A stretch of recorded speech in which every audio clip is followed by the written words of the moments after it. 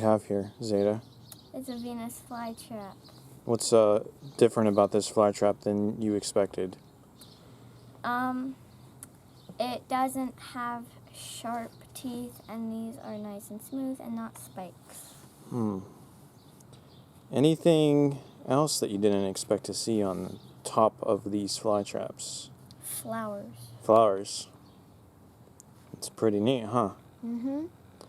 Yeah, not everyone. Flowers can attract bugs, and then it can help them eat. I hadn't thought of that. That's a good point. And they can make seeds and make more babies, right? Mm-hmm. So, what have we been feeding this so far? I fed this one a fly. We fed this one a fly, and I fed this one a pill bug. A pill bug. Oh, goodness. So, do you think you're ready to take some fly traps home for yourself? Yep. Oh, okay. Let's see what I can find for you. Well, here's a few that I could send home with you. What do you think? Can you take care of these ones? Yep. I think you can. You just need to know what to do, right? Yep. Well, let's talk about it, okay? Okay. All right, Zeta. Now, once you take this home, what are you going to do with it? I'm probably going to have it by the windowsill. Okay, so you're going to make sure it gets good light. That's good. All right, well, these are yours. So do you want to hold them? Okay. No, you're going to have to water them, though, right? Yep. So what are you going to water them with? Probably with a hose. A hose. Water from your well? We don't have a well. Yeah, you have a well. From our well. But even if you had city water, that water has calcium and magnesium and iron and things like that in it, which will start to build up in that soil. And so over time, as that builds up, it'll damage the roots of the fly traps, and then they'll start to die off. So instead of using tap water, it's best to use distilled water. Or rainwater can be used too, because that doesn't have all the minerals in it. So that's what you want to use, is some distilled water or rainwater. And I'll send some rainwater home with you. But if you guys have a rain barrel, you can catch your own rainwater. Or if you have it outside, it can catch its own rainwater when it rains, right?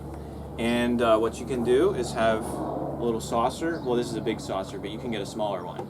And you can just set it in there. And you can even let it catch some of the water and set in water, and that'll be okay. But just watch for mosquitoes. Sometimes you may have to dump it out because you don't want mosquitoes in there, right? No. So you can have just a regular container that has holes in the bottom and set it in some, maybe half an inch of water, the right kind of water, and you'll be good. What about sink water? Sink water, same thing. Tap water, well water, Filtered city water. water. You might be able to get away with filtered water if it's good water. But rainwater's free if you can capture it. What about bottled water? Well, probably bottled water, you could get away with that. Probably. It shouldn't have many minerals dissolved in it. That's the thing. You can't have a lot of minerals in it. All right, now, what are you going to feed these? I'm probably gonna, since they're gonna be my bathroom, they can catch our fruit flies, and baby ants we have, and a weird ant wasp thing that has wings. So anything bugs, even spiders maybe. And if they're little like this, then you'll probably be trying to get little ones like fruit flies, like you said, right? And then the little baby ants. Yeah, and when they get bigger, you can feed them flies and some bigger bugs, And right? once they get flowers, they can attract more bugs. Now, do you think it's a good idea to roll up little balls of meat, like ground beef, and feed that to them? No. I agree with you. Although when I was a kid, that's what I was told to do as a kid. But when you do research, they tell you not to do that, because eating too much red meat isn't even good for us.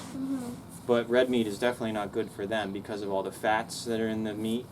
And normally cows don't go around in the environment, fall into little pieces, and then these can catch those. They're not made to catch pieces of cow meat that just falls out of the sky, right? But they can catch bugs because that's what's in the environment, right? And so they can do that. And if you look really hard, you can see right through them at the boat.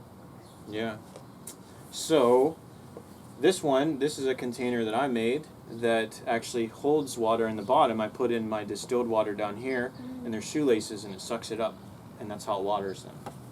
But you can get a little spritzer if you want to keep them moist. Every once in a while, put some distilled water in the spritzer and spritz it, but you don't have to do that. And what you definitely don't have to do is put a dome on it. You don't have to cover it. No dome, no cover. They don't have domes in the Carolinas where they grow.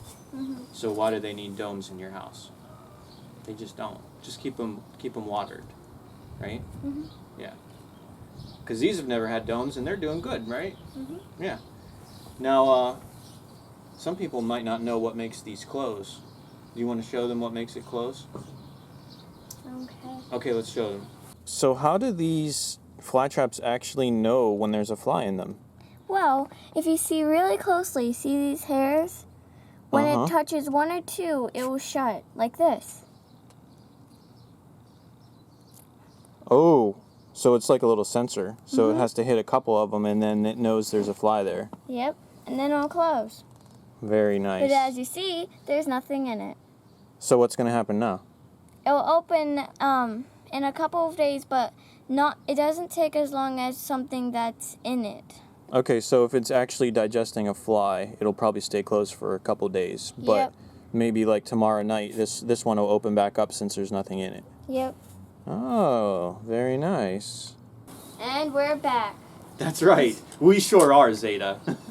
There's one more thing that we don't want to forget to talk about. Did you know that where these are natively found in the Carolinas, it gets cold?